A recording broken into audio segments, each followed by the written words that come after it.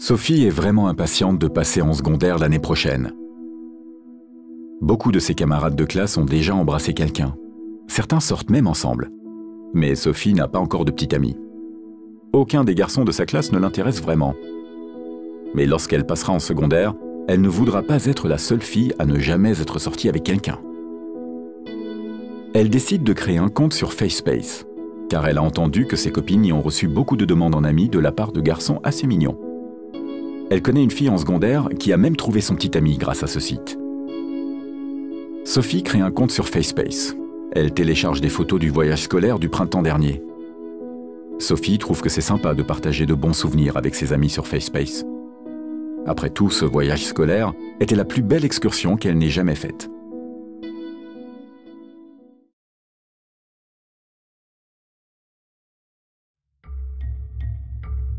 Sophie vient de créer un compte sur FaceSpace et elle tague son amie Mia sur une des photos du voyage scolaire. Très vite, les amis de Mia et Sophie écrivent des commentaires concernant la photo. À propos de Sophie, une amie de Mia pose la question « Qui est cette fille qui porte des vêtements complètement nuls ?» Mia répond « Juste une amie d'école qui faisait malheureusement partie de mon groupe. » L'amie de Mia continue à se moquer et écrit « Pour rien au monde, je voudrais qu'on me voie avec elle. » Sophie commence à être mal à l'aise et elle a honte.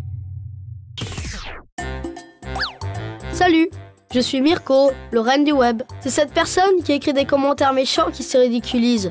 D'ailleurs, tu peux changer tes réglages personnels pour décider qui a le droit de voir tes photos et d'écrire des commentaires sur ton mur. Ah oui, encore une petite chose. Attends, admire un peu mon copain. Salut, je suis Florian de la police du net. Il existe une loi sur la diffamation, et citer un nom dans un espace public peut être considéré comme de la diffamation. Il est donc important de bien réfléchir à ce que l'on écrit sur Internet. Il existe aussi une fonction sur FaceSpace qui sert à signaler des situations pénibles ou inappropriées au webmaster. Tu peux aussi contacter directement les policiers du net. Mais n'oublie pas que la première chose à faire dans ce genre de situation, c'est d'en parler à tes parents ou à ton prof. Un adulte de confiance saura t'aider. Non seulement il est beau, en plus il est intelligent.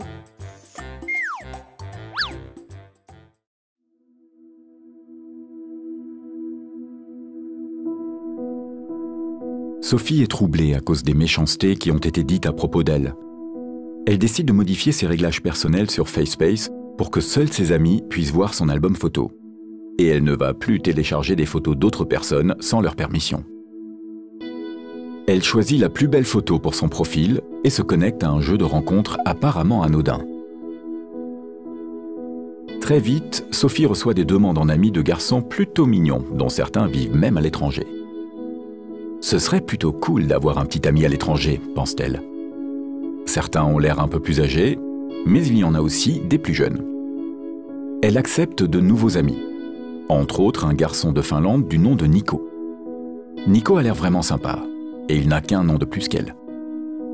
Nico commence à poker Sophie, qui le poke à son tour.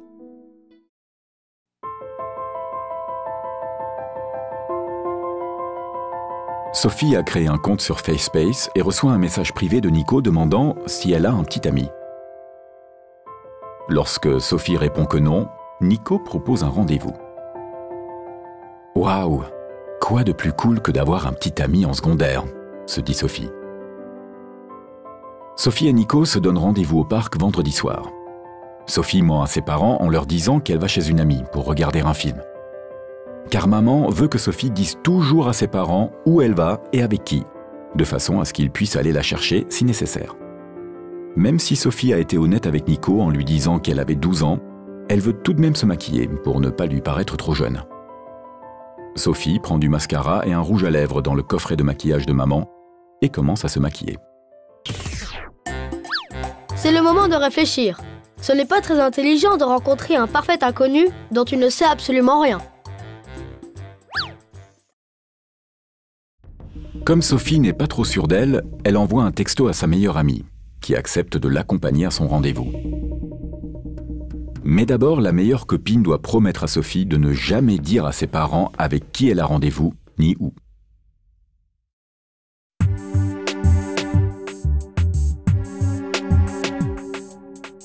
Sophie et sa meilleure amie sont sur le point de rencontrer Nico, qui a 1 an de plus qu'elle et qu'elle a connu sur le net. Lorsqu'elles arrivent sur le lieu du rendez-vous, aucune trace du garçon. Au lieu de cela, quelqu'un qui ressemble étrangement à leur camarade de classe Olivier lorgne de derrière un arbre et prend des photos avec son téléphone mobile. Les filles comprennent qu'on s'est moqué d'elles. Nico, âgé de 13 ans, n'existe pas. Soudain, elles entendent des rires dans les buissons, où Olivier et 2 autres camarades de classe se sont cachés pour se moquer des filles. Olivier menace de publier les photos de Sophie sur Internet pour que tout le monde puisse la voir maquillée. Wow! Eh ben dis donc, c'est à en avoir les bois ébouriffés. Que peut-on faire dans ce genre de situation? Nous faisons beaucoup pour faire comprendre aux gens que ce qui se passe sur Internet ne correspond pas toujours à la réalité. Mais comme nous avons énormément de travail, vous devez vous-même respecter certaines règles de sécurité à chaque fois que vous allez sur Internet. Et n'oubliez jamais que vos parents sont responsables pour vos actes et qu'ils se font du souci pour vous. Il est donc très important pour eux de toujours savoir où vous êtes.